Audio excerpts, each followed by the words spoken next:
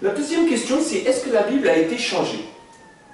C'est important parce que, avant d'examiner un livre saint, il faut savoir si on peut s'appuyer dessus. Est-ce que c'est vrai, est-ce que c'est pas vrai? Il y a aujourd'hui certains musulmans qui disent que la Bible aurait été changée. La première accusation de ce genre a été faite en 1046 par un savant musulman qui s'appelait Ibn Hazm. Auparavant, personne n'avait jamais dit ça. C'est en 1046, donc au XIe siècle, et Ibn Hazm dit « puisque le Coran est vrai », donc il part du postulat que le Coran est vrai, et puisqu'il y a des contradictions, j'en déduis que puisque le prophète Mohammed nous dit d'honorer le Saint-Évangile, c'est qu'entre le prophète Mohammed et aujourd'hui, au XIe siècle, il y a eu des modifications. C'est Ibn Hazm qui dit ça. C'est le premier à parler de falsification. Dans le Coran, il y a eu des accusations contre les gens du livre, mais les accusations ne sont pas d'avoir changé le texte. C'est des accusations, c'est les Juifs dissimulent certains versets. Ou alors, il y a des accusations, ils falsifient volontairement le sens des versets. C'est-à-dire qu'il y a un mot écrit et ils falsifient le sens. Mais le mot est là. Si on regarde dans la Bible, par exemple, il est dit « tu ne te feras pas d'image pour te prosterner devant ». Ce verset est toujours là. Mais malgré tout, beaucoup de chrétiens font des images et se prosternent devant les images, n'est-ce pas? Donc le verset est toujours là. Mais il y a des chrétiens qui ont changé le sens. Dans l'Évangile, il est dit « n'interdisez à personne de se marier ». Et tous les pasteurs, les prêtres, devraient avoir le droit de se marier. C'est normal, c'est naturel. Mais aujourd'hui, il y a des chrétiens qui interdisent à certaines catégories de se marier. Et ça crée plein de problèmes. Parce que derrière, on va avoir des abus, on va avoir des choses qui ne vont pas, parce que justement, on a désobéi à la parole de Dieu. Mais la parole de Dieu n'a pas été changée. Le verset qui dit « n'interdisez à personne de se marier » dans toutes les Bibles protestantes, catholiques, orthodoxes, c'est toujours là. En fait, protestants, catholiques, orthodoxes, on a exactement la même Bible. Et les protestants, les juifs, les chrétiens, on a tous le même Ancien Testament, la première partie de la Bible, la Torah. Elle est rigoureusement identique, bien que les juifs ne reconnaissent pas, pour la majorité, Jésus comme étant le Messie, comme étant le Sauveur annoncé, ils ont exactement le même texte que les chrétiens. Il n'y a qu'une seule Bible, il n'y a pas plusieurs Bibles, il n'y a pas la Bible de Jérusalem, la Bible, c'est des traductions. Quand on a deux langues, forcément on ne traduit pas forcément exactement. Si je dis par exemple en anglais « This girl is nice », la traduction ça peut être « cette fille est jolie » ou ça peut être « cette fille est gentille ». Comment je sais? C'est en fonction du contexte. D'accord? De la même façon, quand on traduit de l'hébreu, l'Ancien Testament, en français, ou de grec, le Nouveau Testament, en français, les mots, des fois, ce n'est pas exactement les mêmes, mais ce n'est pas pour ça que c'est falsifié. C'est seulement que c'est traduit différemment. On lit une traduction catholique ou une traduction protestante, ça veut dire la même chose, en fait, au bout du compte. C'est seulement les mots qui ne sont pas rigoureusement identiques, parce que c'est une traduction. C'est la même chose pour n'importe quelle traduction. Ensuite, il y a une deuxième chose à examiner. C'est que s'il y avait eu un changement, ben, il faudrait savoir qu'est-ce qui a été changé. Par qui? Quand? Entre le 7e et le 11e siècle, le christianisme était déjà répandu de partout dans le monde. L'Arménie était chrétienne, l'Égypte était chrétienne, la Turquie était chrétienne, qu'on appelait l'Anatolie. Et en fait, toutes ces Bibles, de toutes ces différentes communautés, sont rigoureusement les mêmes. Les Juifs et les chrétiens, est-ce qu'ils se seraient mis d'accord pour changer la Torah ensemble? C'est impossible, non? Comment les Juifs et les chrétiens, qui ont toujours été en guerre les uns contre les autres, auraient-ils pu se mettre d'accord pour modifier les mêmes textes? C'est pas possible, n'est-ce pas?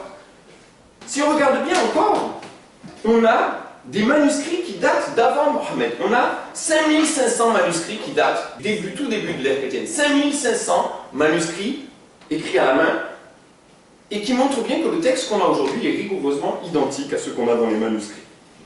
Je vais plus loin. On a 25 000 textes manuscrits des différentes traductions, parce que la Bible a été traduite tout de suite. En syriaque, en araméen, en grec, en latin, dans beaucoup des langues. On peut vérifier que c'est le même texte qui est traduit. Donc il aurait fallu aussi changer les manuscrits. Vous imaginez, il faut falsifier, gratter. On a des manuscrits qui datent d'avant et qui montrent que le texte est identique. Je vais plus loin. Dans les pères de l'Église, c'est-à-dire des gens qui ont vécu avant le 7e siècle, on a 86 000 citations et on a quasiment tous les versets de l'Évangile qui sont cités.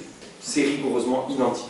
Donc en fait, il faudrait pouvoir dire qui a changé quoi, quand et comment. Et aujourd'hui, aucun savant de l'islam n'a jamais pu répondre à cette question, hein, de dire tel texte a été modifié à telle date et par de tel moyen.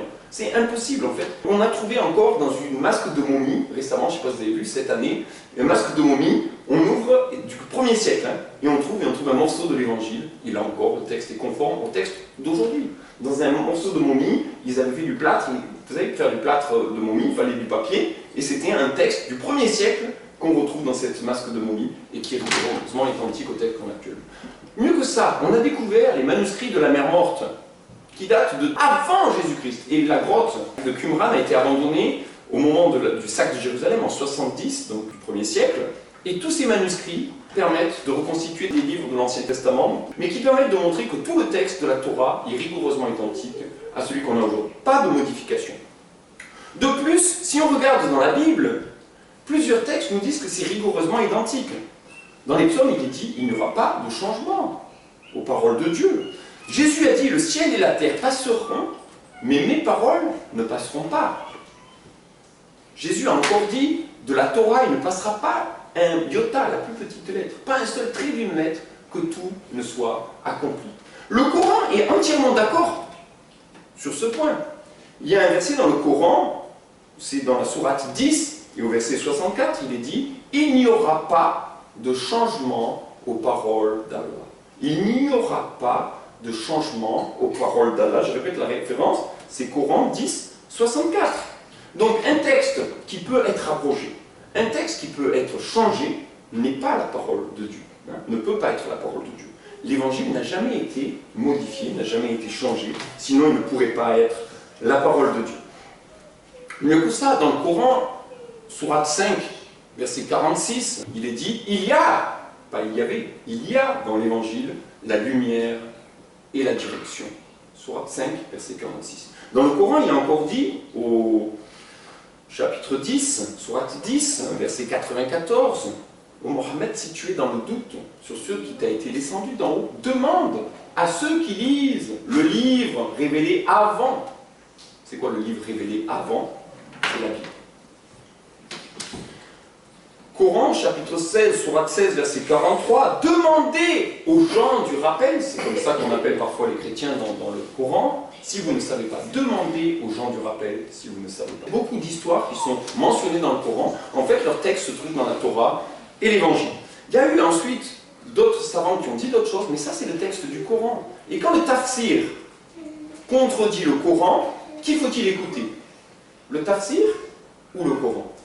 Je pense qu'un musulman devrait avoir une priorité dans le Coran par rapport au tafsir. Le tafsir dit que l'évangile est modifié, le Coran nous dit qu'il y a dans l'évangile la lumière et la direction.